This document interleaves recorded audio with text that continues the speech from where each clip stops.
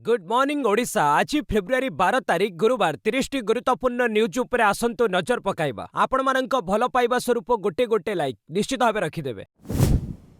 आज भारत बंद ओडिशा समेत सारा देश में धर्मघटर प्रभाव संभावना। आज केंद्र सरकार विभिन्न नीति विरोध में देशव्यापी साधारण धर्मघट डाकरा दि जाइछि। 14टी जातीय श्रमिक संगठन समेत बैंक, कृषक, शिक्षक एवं विभिन्न सरकारी कर्मचारी संगठन यह आंदोलन में सामिल होती। एथिरे प्राय 30 कोटी श्रमिक अंशग्रहण करेंगे बोली सर्वभारतीय ट्रेड यूनियन कांग्रेस पक्षरु कहुଯାଇଛି। मुख्य दाबी है 4टी श्रम संहिता प्रत्याहार, पुराना पेंशन योजना फेराई आनिबा, मनरेगा कार्यक्रम में संस्कार एवं जातीय शिक्षानीति 2020 बातिल। संयुक्त किसान मोर्चा मध्य एही बंद को समर्थन जणाइछि। ओडिशा एवं आसाम संपूर्ण बंद रहिबार संभावना थिबा बेले बैंकिंग सेवा, परिवहन एवं सरकारी कार्यालय गुड़िक प्रभावित हेब। शिक्षानुष्ठान गुड़िक मध्य बंद रही पारे। तेबे डाक्तरखाना, आंबुलांस, विमान सेवा एवं एटीएम भली जरूरी सेवा गुड़िक एही धर्मघटरू बाद दिया जाइछि। रास्ता अवरोध जोगु साधारण यात्री माने असुविधार सम्मुखीन होई पारंती। सरकारी कार्यालय पई ओडिशा गृह विभाग कड़ा निर्देशावली। विभिन्न श्रमिक संगठन पक्षरु दिया जाइथिबा देशव्यापी साधारण धर्मघट को दृष्टि रखी ओडिशा गृह विभाग सतर्कतामूलक निर्देशावली जारी करिछि। लोकसेवा भवन, खारबेल भवन, राजीव भवन एवं कृषि भवन भली प्रमुख सरकारी कार्यालय गुड़िकरे सुरक्षा पई एही पदक्षेप निया जाइछि। नूतन निर्देश अनुसार समस्त सरकारी कर्मचारी को सकाळ 9:30 सुधा ऑफिस रे पहुंचीबाकू परामर्श दिया जाइछि। लोकसेवा भवन सम्मुख गेट सकाळ 10:15 रे बंद कर दिया जिवो एवं केवल पक्ष गेट दे प्रवेश अनुमति मिलिबो। एही समय परिचय पत्र जांच कड़ाकड़ी कराजिबो एवं अतिथिंक प्रवेश उपरे कटकणा लगा जाइछि। कर्मचारी माननकु निज डेस्क रे रही कार्य करिबाकू एवं अनावश्यक चल प्रचल न करिबाकू कहा जाइछि। प्रदूषण जरिमाना कमाइबाकू सरकारक विचार कहले परिवहन मंत्री। टोलगेट रे प्रदूषण प्रमाणपत्र नथिबा गाड़ी उपरे लागू हेउतिबा 10,000 टंका जरिमाना राशि कमाइबाकू ओडिशा सरकार विचार करुछंती। बुधवार परिवहन मंत्री विभूति जेना कहिसंती जे गाड़ी मालिकंक अभियोग परे जरिमाना को युक्तिसंगत करिबा पई आलोचना चलीछि। तेबे जरिमाना कमिले मध्य प्रदूषण नियम पालन रे कोनोसी कोहळ कराजिबो नै एवं प्रत्येक गाड़ी पई पीयूसीसी बाध्यतामूलक रहिबो। राज्य रे बढ़ुतिबा प्रदूषण को रोकिबा पई सरकार ए पदक्षेप नेउछंती। एहा सहित ओडिशा उच्च न्यायालयक निर्देश अनुसार गाड़ीर समस्त बकेया ट्राफिक चालान पैठ न कले पीयूसीसी प्रमाणपत्र प्रदान कराजिबो नै। परिवहन मंत्री अनुसार साधारण लोकंक उपर आर्थिक बोझ कमाइबा सह सेमानंकु परिवेश प्रति दायित्ववान करिबा सरकारक मूल लक्ष्य। एही नूतन जरिमाना व्यवस्था नै खूब शीघ्र चूड़ांत निष्पत्ति नियाजिबो। भारत बंद पई जीएनएम परीक्षा स्थगित। आजिर देशव्यापी भारत बंद डाकरा को दृष्टि रखी ओडिशा रे जीएनएम वार्षिक परीक्षा को स्थगित रखा जाइछि। ओडिशा नर्स एंड मिडवाइफ परीक्षा बोर्ड पक्षरु जारी सूचना अनुसार गुरुवार अनुष्ठित हेबाकु थिबा द्वितीय वर्षर मेंटल हेल्थ नर्सिंग परीक्षा को घुंचाई दिया जाइछि। छात्र छात्री माने जेभली यातायात समय कोनोसी असुविधा सम्मुखीन न हेबे सेथिपई बोर्ड एही सतर्कतामूलक निष्पत्ति नेइछि। स्थगित रखा जाइथिबा एही परीक्षा आसंता 16 तारिख पूर्वाह्न 10टारू अपराह्न 1 पर्यंत अनुष्ठित हेबो।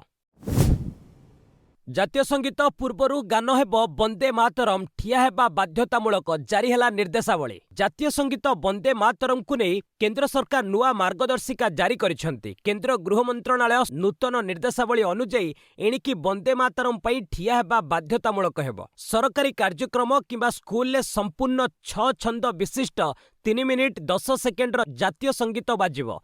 तेबे सिनेमा हॉल ले वंदे मातरम पई ठिया हेबा आवश्यक हेबो नाही। ए संपर्क में समस्त राज्य, केंद्रशासित अंचल, मंत्रणालय, सांविधानिक संस्थागुड़िक एक नोट जारी करा जाइछि।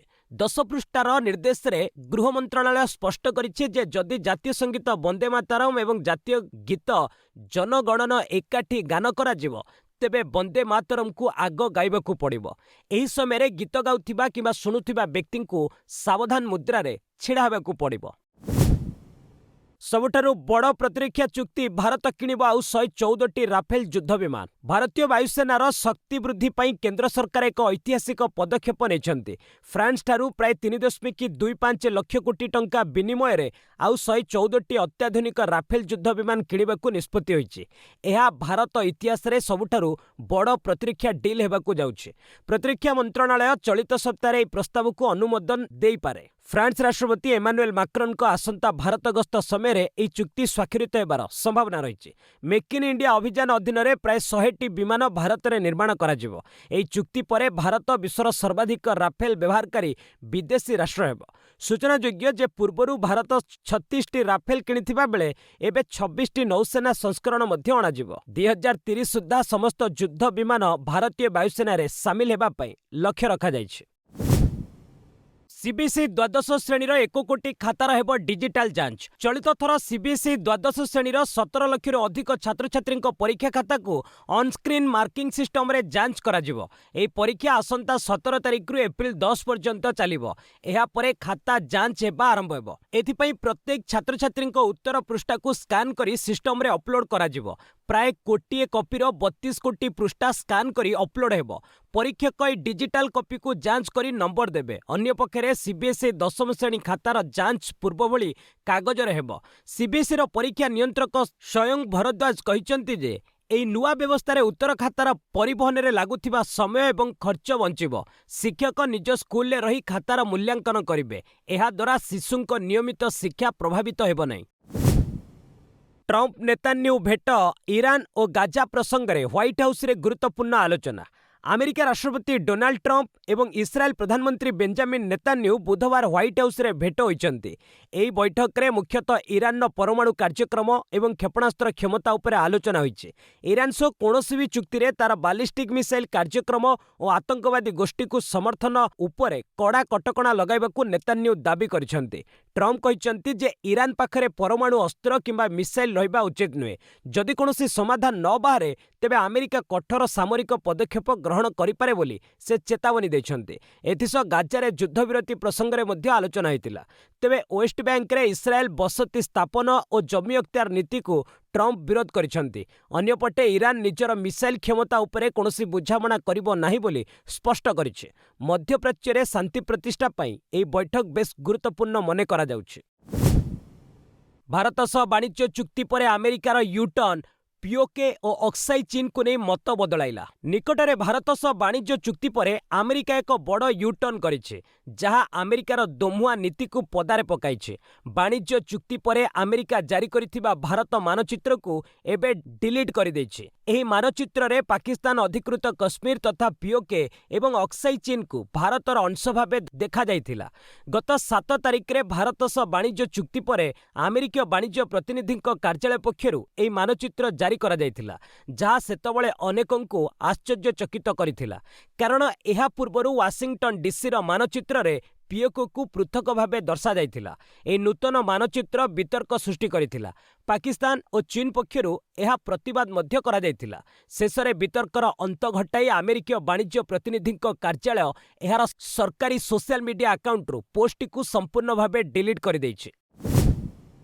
कानाडार स्कूल में भयंकर गुलिकांड, आक्रमणकारी समेत 10 मृत। कानाडार ब्रिटिश कोलंबियार एक स्कूल में बुधवार भयंकर गुलिकांड घटी। यह गुलिकांड में आक्रमणकारी समेत मोट 10 जनक मृत्यु होइछि। सेहिभଳି अति कम 25 जन लोक आहत होइतिबा पुलिस पक्षरु कहा जाइछि। रॉयल कानाडियन माउंटेन पुलिस पक्षरु आक्रमणकारी जने महिला बोली चिन्हट करा जाइछि। गुलिकांड परे महिला जनक निजकु गुली करी आत्महत्या मध्य करथिले।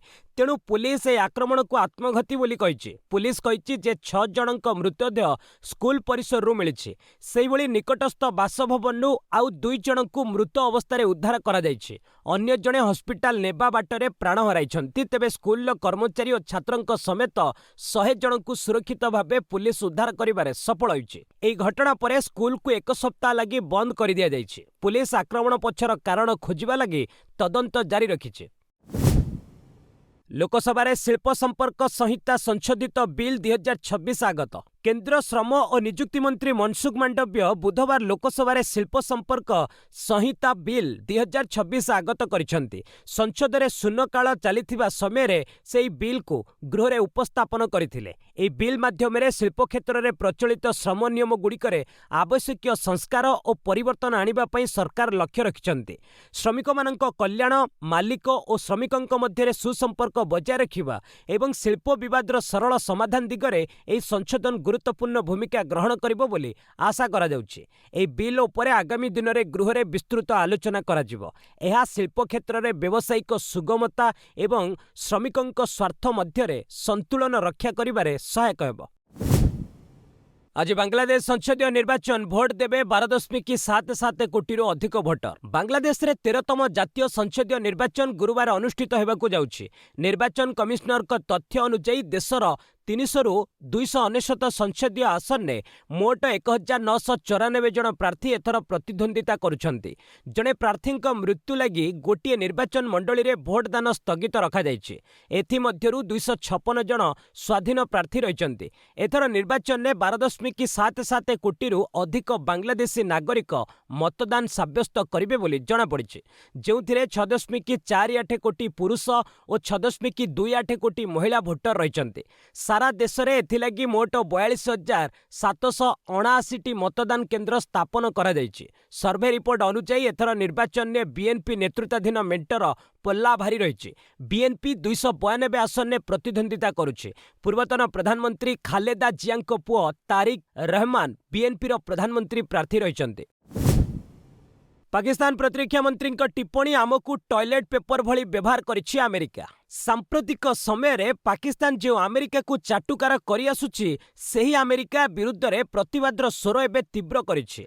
पाकिस्तान संसदरू प्रतिरक्षा मंत्री ख्वाजा आसिफ को एक वीडियो सामना को आसीछि जेउथिरे आसिफ अमेरिका को टार्गेट करी निंदा करुथिबा देखिबाकू मिलिछि।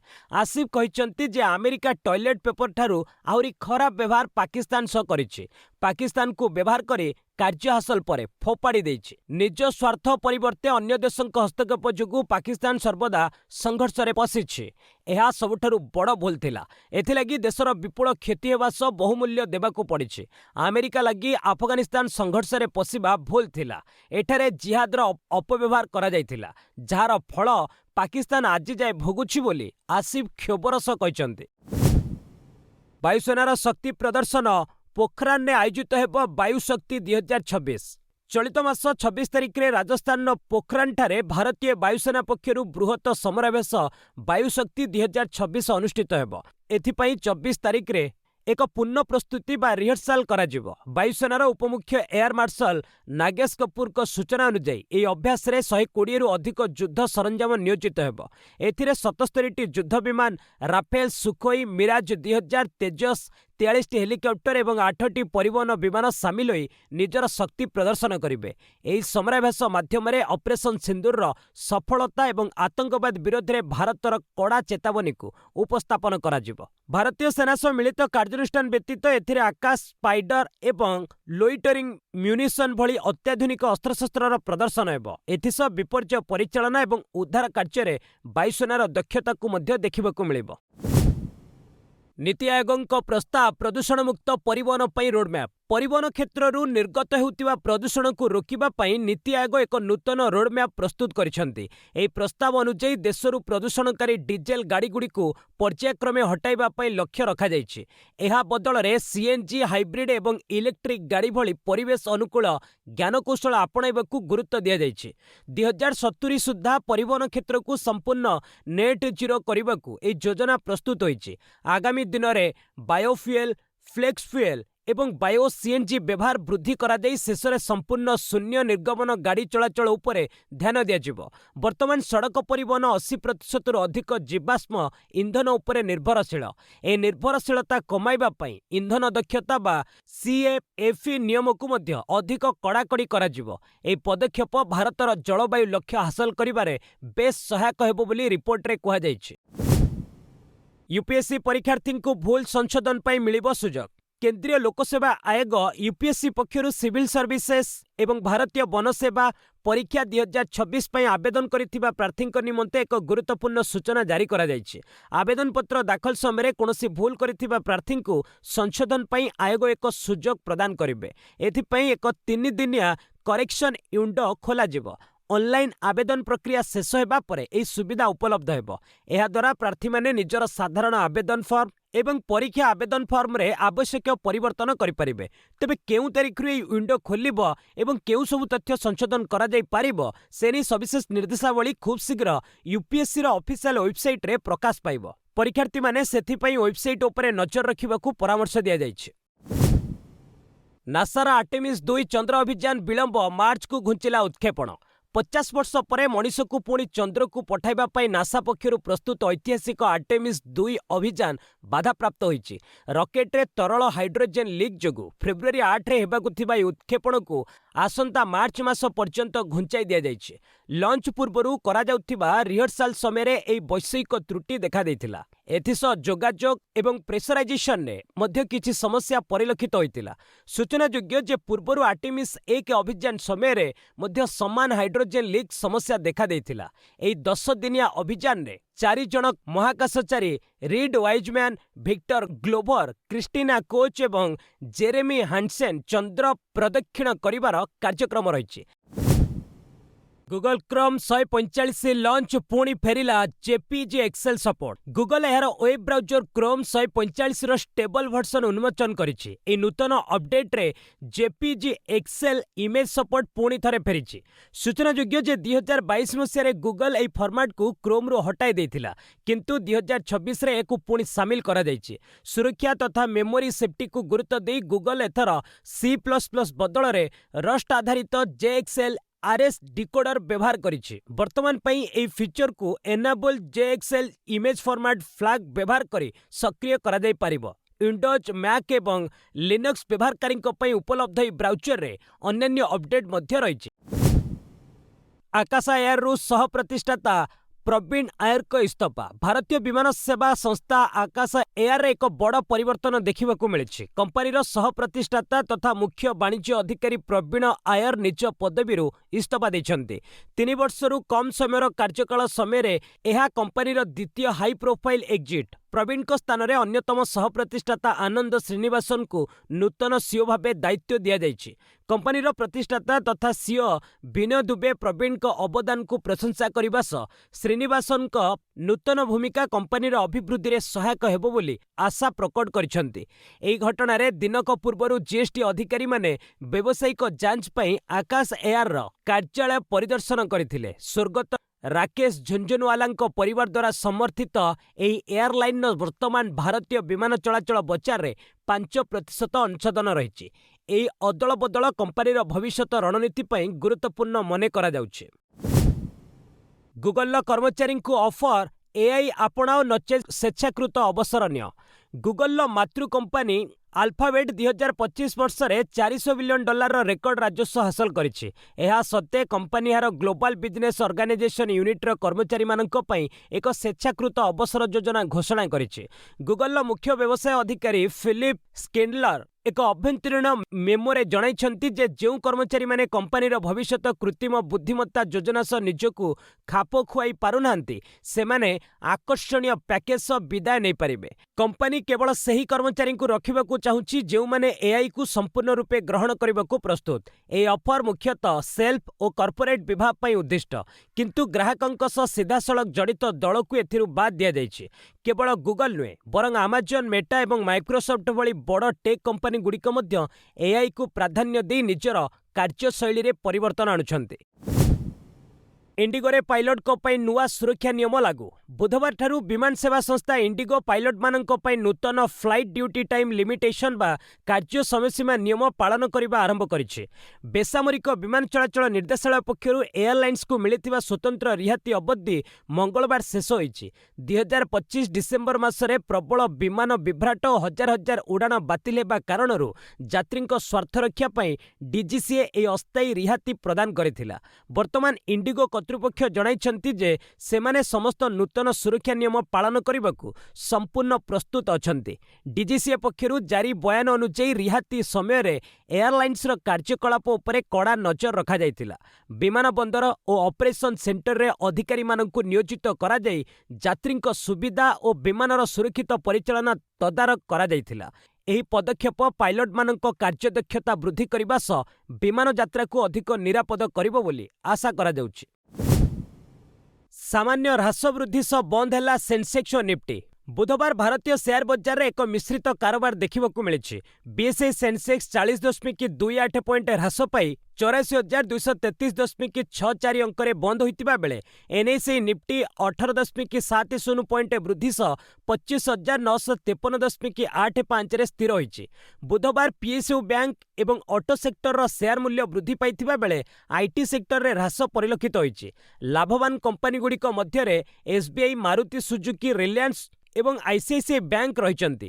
ଅନ୍ୟପଟେ ଟିସିଏସ୍, ଇନଫୋସିସ୍, ଏଚ୍ସିଏଲ୍ ଟେକ୍ ଏବଂ ଏଚ୍ଡିଏଫ୍ସି ବ୍ୟାଙ୍କ ଭଳି ପ୍ରମୁଖ କମ୍ପାନୀଗୁଡ଼ିକ କ୍ଷତି ସହିଛନ୍ତି। ବଜାର ବିଶେଷଜ୍ଞଙ୍କ ଅନୁଯାୟୀ ଭାରତ ଆମେରିକା ବାଣିଜ୍ୟ ଚୁକ୍ତି ଏବଂ କମ୍ପାନୀଗୁଡ଼ିକର ତୃତୀୟ ତ୍ରୈମାସିକ ଫଳାଫଳ ଉପରେ ନିବେଶକଙ୍କ ନଜର ରହିଛି। ବିଦେଶୀ ନିବେଶକମାନେ ମଧ୍ୟ ଭାରତୀୟ ବଜାରରେ ପୁଞ୍ଜିନିବେଶ ଜାରି ରଖିଛନ୍ତି, ଯାହା ବଜାରକୁ ସହାୟତା ପ୍ରଦାନ କରୁଛି। ଗ୍ରାହକମାନେ ବର୍ତ୍ତମାନ ଆମେରିକାର ନିଯୁକ୍ତି ତଥ୍ୟକୁ ଅପେକ୍ଷା କରିଛନ୍ତି। ବିଶ୍ୱ ବଜାରରେ ଅଶୋଧିତ ତୈଳ ଦର ବୃଦ୍ଧି, ବ୍ରେଣ୍ଟ କ୍ରୁଡ୍ $70 ପାର। ବୁଧବାର ଅନ୍ତର୍ଜାତୀୟ ବଜାରରେ ଅଶୋଧିତ ତୈଳ ଦରରେ ବୃଦ୍ଧି ପରିଲକ୍ଷିତ ହୋଇଛି। ଆମେରିକା ଓ ଇରାନ ମଧ୍ୟରେ ଚାଲିଥିବା ଆଲୋଚନାରେ ଅନିଶ୍ଚିତତା କାରଣରୁ ଭୂ ରାଜନୈତିକ ଉତ୍ତେଜନା ବଢ଼ିବା ଏବଂ ବିଶ୍ୱସ୍ତରରେ ତୈଳ ମହଜୁଦ ହ୍ରାସ ପାଇବା ଫଳରେ ମୂଲ୍ୟ ବୃଦ୍ଧି ପାଇଛି। ବର୍ତ୍ତମାନର ରିପୋର୍ଟ ଅନୁଯାୟୀ ଅନ୍ତର୍ଜାତୀୟ ବଜାରରେ ବ୍ରେଣ୍ଟ କ୍ରୁଡ୍ ମୂଲ୍ୟ 1.8% ବୃଦ୍ଧି ପାଇ ବ୍ୟାରେଲ ପିଛା 70.04 ଆମେରିକୀୟ ଡଲାରରେ ପହଞ୍ଚିଛି। ସେହିପରି ୱେଷ୍ଟ ଟେକ୍ସାସ ଇଣ୍ଟରମିଡିଏଟ୍ କ୍ରୁଡ୍ ଦର ମଧ୍ୟ ପ୍ରାୟ 1.8% ବଢ଼ି ବ୍ୟାରେଲ ପିଛା 65.13 ଡଲାରରେ କାରବାର କରୁଛି।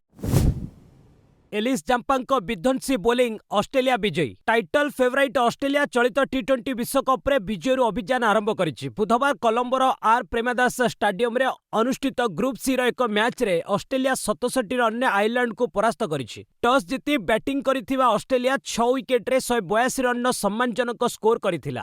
ଓପନର ଜୋସ୍ ଇଂଲିଶ ଓ ମ୍ୟାଟ୍ ରେଞ୍ଚ 37 ରନ୍ ଲେଖାଏଁ କରିଥିଲେ। ଶେଷ ଭାଗରେ ମାର୍କସ୍ ଷ୍ଟୋଇନିସ୍ 29 ବଲ୍ରେ 45 ରନ୍ କରିବାରୁ ଅଷ୍ଟ୍ରେଲିଆ ଏକ ଚ୍ୟାଲେଞ୍ଜିଂ ସ୍କୋର କରିପାରିଥିଲା। ଜବାବରେ ନାଥନ୍ ଏଲିସ୍ ଓ ଆଦାମ ଜାମ୍ପାଙ୍କ ବିଧ୍ୱଂସୀ ବୋଲିଂକୁ ସାମ୍ନା କରିନପାରି ଆୟର୍ଲାଣ୍ଡ 16.5 ଓଭରରେ 115 ରନ୍ କରି ଅଲ୍ଆଉଟ୍ ହୋଇଯାଇଥିଲା। ଏଲିସ୍ ଓ ଜାମ୍ପା 4ଟି ଲେଖାଏଁ ୱିକେଟ୍ ନେଇଥିଲେ। ଏଲିସ୍ ମ୍ୟାଚ୍ର ଶ୍ରେଷ୍ଠ ଖେଳାଳି ହୋଇଥିଲେ। ଆଜି ନାମ୍ବିଆ ସହ ଖେଳିବ ଭାରତ। ଇଶାନ ଆହତ। ଚଳିତ ଟି-20 ବିଶ୍ୱକପ୍ରେ ଭାରତ ଏହାର ଦ୍ୱିତୀୟ ମ୍ୟାଚ୍ରେ ଗୁରୁବାର ନାମ୍ବିଆକୁ ଭେଟିବ। ନୂଆଦିଲ୍ଲୀର ଅରୁଣ ଜେଟଲୀ ଷ୍ଟାଡିୟମରେ ରାତି 7ଟାରେ ଏହି ମ୍ୟାଚ୍ ଖେଳାଯିବ। ପୂର୍ବରୁ ଘରୋଇ ଭାରତ ପ୍ରଥମ ମ୍ୟାଚ୍ରେ ଆମେରିକାକୁ 29 ରନ୍ରେ ପରାସ୍ତ କରିଥିଲା। ଏବେ ସୂର୍ଯ୍ୟକୁମାର ଯାଦବଙ୍କ ନେତୃତ୍ୱାଧୀନ ଭାରତ ସାମ୍ନାରେ ଆଉ ଏକ ଦୁର୍ବଳ ଦଳ ରହିଛି। ଏହି ମ୍ୟାଚ୍ରେ ଭାରତ ସହଜରେ ବିଜୟୀ ହେବ ବୋଲି ଆଶା କରାଯାଉଛି। ତେବେ ନାମ୍ବିଆ ବିପକ୍ଷ ମ୍ୟାଚ୍ ପୂର୍ବରୁ ଭାରତକୁ ଡବଲ ଝଟକା ଲାଗିଛି। ନେଟ୍ସରେ ବ୍ୟାଟିଂ କରୁଥିବା ବେଳେ ଇଶାନ କିଶାନଙ୍କ ପାଦରେ ଆଘାତ ଲାଗିଥିବା ଜଣାପଡ଼ିଛି। ଜସପ୍ରୀତ ବୁମରାଙ୍କ ଏକ ୟର୍କର ବଲ୍ ଇଶାନଙ୍କ ପାଦରେ ବାଜିଥିଲା, ଯାହାଫଳରେ ସେ ମାତ୍ର 5 ମିନିଟ୍ ଅଭ୍ୟାସ କରି ପଡ଼ିଆ ଛାଡ଼ି ଯାଇଥିଲେ। ଅପରପକ୍ଷରେ ଉଦରଜନିତ ସମସ୍ୟା ଲାଗି 2 ଦିନ ହେବ ଚିକିତ୍ସିତ ହୋଇଥିବା ଅଭିଷେକ ଶର୍ମାଙ୍କୁ ବୁଧବାର ହସ୍ପିଟାଲରୁ ଡିସ୍ଚାର୍ଜ କରାଯାଇଛି। ସେ ନାମ୍ବିଆ ବିପକ୍ଷରେ ଖେଳିବେ କି ନାହିଁ ତାର ସ୍ପଷ୍ଟ ହୋଇନାହିଁ। ଟି-20 ବିଶ୍ୱକପ୍ରେ ଡବଲ ସୁପର ଓଭର ରୋମାଞ୍ଚ ଆଫଗାନିସ୍ତାନକୁ ହରାଇଲା ଦକ୍ଷିଣ ଆଫ୍ରିକା। ଅହମ୍ମଦାବାଦରେ ବୁଧବାର ଅନୁଷ୍ଠିତ ଟି-20 ବିଶ୍ୱକପ୍ର ଏକ ମ୍ୟାଚ୍ରେ ଦକ୍ଷିଣ ଆଫ୍ରିକା ଦ୍ୱିତୀୟ ସୁପର ଓଭରରେ ଆଫଗାନିସ୍ତାନକୁ 4 ରନ୍ରେ ପରାସ୍ତ କରିଛି।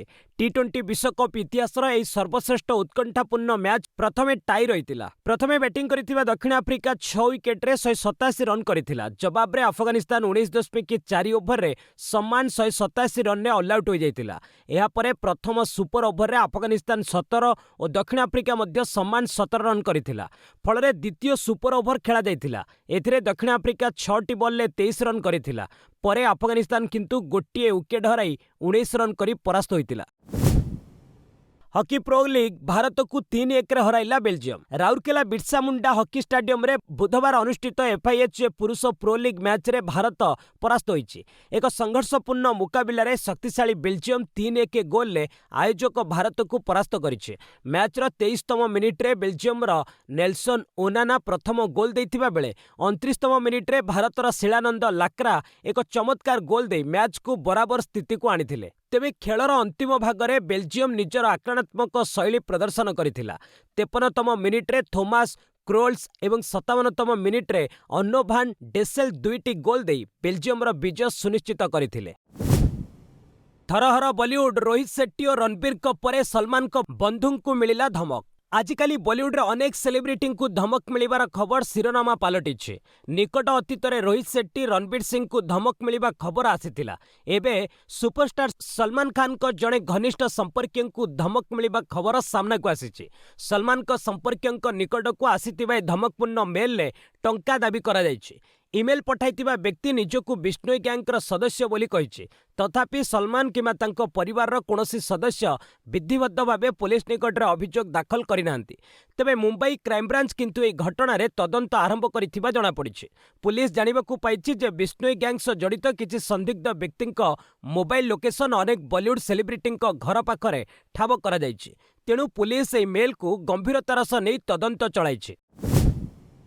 चेक बाउंस मामलार अभिनेता राजपोल को 1.11 कोटी टंका सहायता कले संगीत प्रयोजक इंद्रजीत। बॉलीवुडर जनाशुना हास्य अभिनेता राजपोल यादव वर्तमान कठिन समय दे गति करुछंती। दशंधि तलर पुराणा एक चेक बाउंस मामलार राजपाल गत 5 तारिख रे तिहार जेल में आत्मसमर्पण करथिले। सेबेटारू से तिहार जेल में रहिचंती। एभली घड़ीसंधि मुहूर्त रे राजपोल को चलचित्र जगतर सदस्य मानक ठारू आर्थिक सहायता मिलिबारे लागिছে। अभिनेता सोनू सूद एवं अन्य माने सहायता प्रदान करथिले। सद्य जेम ट्यून्स म्यूजिक रो मालिक संगीत प्रयोजक राव इंद्रजीत सिंह 1.11 कोटी टंका सहायता राजपोल को देबा नै घोषणा करिसंती। एथिसह अन्य मानकु आगु को आसी राजपोल को कष्टकर समय रे समर्थन करबाकू अनुरोध करिसंती। बॉलीवुड अभिनेता रणबीर सिंह को जीवनरू मारिदेबाकू धमक। बॉलीवुड अभिनेता रणबीर सिंह को अज्ञात व्यक्ति पक्षरु व्हाट्सएप रे जीवनरू मारिदेबाकू धमक मिली। एक वॉइस नोट जरिया रे धमक मिलिबा परे अभिनेता पुलिस रो द्वारस्थ होइचंती। एहाकु नै मुंबई पुलिस तांको बासभवन ने सुरक्षा व्यवस्था कड़ाकड़ी करिछि। निकटरे चलचित्र निर्देशक रोहित शेट्टी घर बाहर गुलीमाड़ होइतिबा बेले एबे रणबीर को धमक मिलिबा चिंतार विषय पालटिछि। एही धमक पछरे लॉरेंस बिश्नोई गैंगर हाथ थिबा एवं टंका आदाय उद्देश्य रे एहा करा जायथिबा पुलिस संदेह करुछि। मुंबई पुलिस रो क्राइम ब्रांच एही घटनार तदंत जारी रखिछि। बस आज पई एट रखिबा पुणी ने आसीबी लेटेस्ट अपडेट से पर्यंत विदाय नउछि। जय हिंद जय भारत।